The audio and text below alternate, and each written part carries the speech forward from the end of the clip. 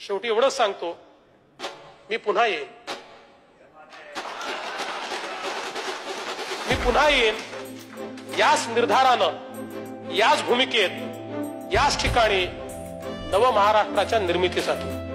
मी पुन्हा येईन गावांना जलयुक्त करण्यासाठी, शहरांचा चेहरा बदलण्यासाठी, माझ्या महाराष्ट्राला दुष्काळमुक्त करण्यासाठी, नव महाराष्ट्राच्या निर्मितीसाठी।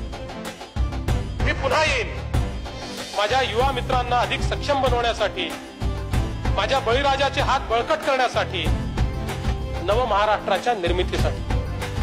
मी पुन्हा येईन याच निर्धारानं, याच भूमिकेत, याच ठिकाणी प्रत्येक व्यक्तीची साथ घेत, त्याचा हात हातात घेत, माझ्या महाराष्ट्राला एक नवीन रूप देण्यासाठी, नव महाराष्ट्राच्या निर्मितीसाठी मी पुन्हा येईन।